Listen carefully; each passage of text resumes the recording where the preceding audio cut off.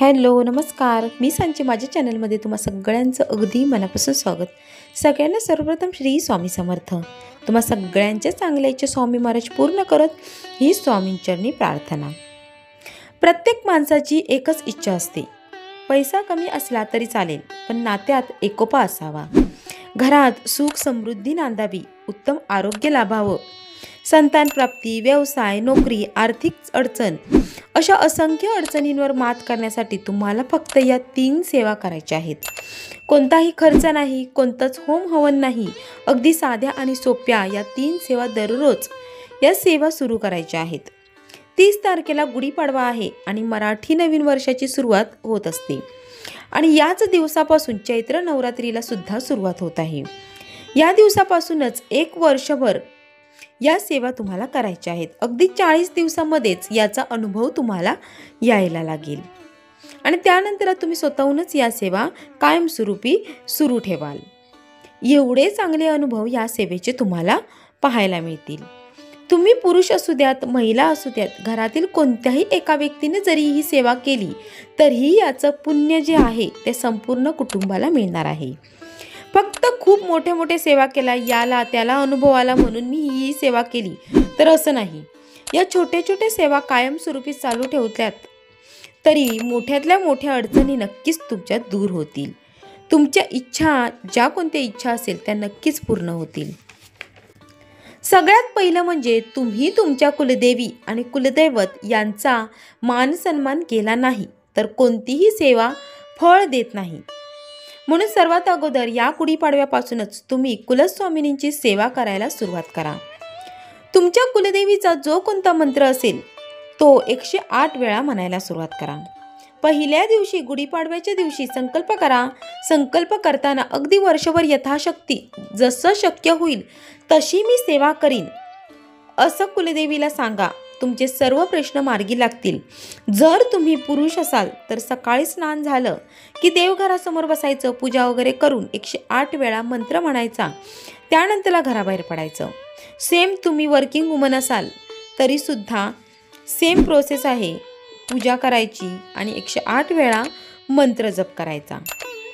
तर तुम्ही हाऊसवाईफ असाल तर स्नान वगैरे झालं, पूजा वगैरे झाली की डायरेक्ट सेवेला बसायचं.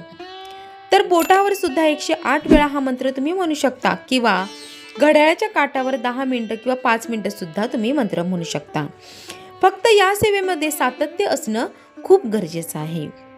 आणि संकल्प करताना तुमच्या आयुष्यातील ज्या काही अडचणी आहेत, ज्यासाठी तुम्ही सेवा करताय त्या अडचणी, त्या सगळ्या आपल्या कुलस्वामिनीसमोर बोलायचं आहे आणि या सगळ्या गोष्टी, सगळ्या अडचणी सांगायच्या आहेत. माझा संसार सुखाचा होऊ दे असं बोलायचं आहे आणि आजपासून या सेवेला सुरुवात करत आहे असं सांगायचं आहे. आपल्या कुलस्वामिनींचं नाव घ्यायचं आणि तुमचा आशीर्वाद माझ्या कुटुंबावर कायमस्वरूपी राहू दे असं कुलस्वामिनीला सांगायचं आहे. आता जर तुम्हाला कुलस्वामिनीचा मंत्र माहीत नसेल तर माहीत करून घ्या. तर तुम्ही नवार्णू मंत्र सुद्धा बोलू शकता. ओम ऐं ब्रीं क्लीं चामुंडाय विचे. ओम ऐं ब्रीं क्लीं चामुंडाय विचे. तुमची कुलदेवी कोणतीही असू द्या, तुम्हाला कुलदेवी माहीत नसेल तर हा नवार्णू मंत्र तुम्ही नक्कीच म्हणू शकता, कारण हा नवार्णू मंत्र सर्व कुलस्वामिनींसाठी लागू शकतो. ही झाली सगळ्यात पहिली साधी आणि सोपी 5 मिनिटांची सेवा. तुम्ही तुमच्या वेळेनुसार कधीही सेवा करू शकता, पण देवघरासमोर बसून केलात तर अतिशय उत्तम. कुलस्वामिनींसाठी एक तुपाचं निरंजन लावायचं आहे, देवासमोर तेलाचा दिवा लावायचा आहे आणि सेवेला सुरुवात करायची आहे. यानंतर येतं आपलं कुलदेव. कुलदेव कोणते आहेत ते तुम्ही माहीत करून घ्या. जसं की बाळूमामा असतील किंवा खंडोबा महाराज असतील तर प्रत्येक रविवार ते रविवार मल्हारी सप्तशतीचे पारायण तुम्ही करू शकता आणि कुलदेवीसाठी दुर्गा सप्तशतीचा पाठ सुद्धा तुम्ही करू शकता. जो काही तुमच्या कुलदेवीचा वार असेल, जसं मंगळवार असेल तर मंगळवार दुर्गा सप्तशतीचे पाठ तुम्ही नक्कीच करू शकता. दुसरं म्हणजे कुलदेवीचा जो वार असेल त्याचा तुम्ही उपवास करू शकता, तो कुलस्त्रीने करावा आणि कुलदैवतचा उपवास तर तो घरातील पुरुषांनी करावा. याचबरोबर कुलदेवीचा जो वार असेल तर त्या दिवशी टाकावर किंवा मूर्तीवर तुम्हाला अभिषेक करायचा आहे आणि कुलदेवीची आरती करून गोडाचा नैवेद्य दाखवायचा आहे। सेम तुम्ही कुलदेवची सेवा करू शकता, म्हणजेच टाकावर किंवा मूर्तीवर अभिषेक करायचा आहे, कुलदैवतची आरती करायची आहे, गोडाचा नैवेद्य दाखवायचा आहे। त्याच्यानंतर दुसरी सेवा येते आपल्या गुरूंची सेवा। जे कोणते तुमचे गुरु आहेत, ज्याही गुरूंचा तुम्ही मंत्र बोलता, स्वामींची सेवा करत असाल तर सारामृताचं पारायण करा, नित्यसेवा करा, रोज मंत्राचा जप करा। दत्त महाराजांची सेवा करत असाल तर गुरुचरित्र पारायण करा। गुरुचरित्रातील 14वा आणि 18वा अध्याय याचं दररोज पठण करा। तुमच्या गुरूंचं दररोज नामस्मरण करा। ही साधी आणि सोपी आपल्या गुरूंची सेवा करत चला। यानंतरला येते आपल्या पितरांची सेवा।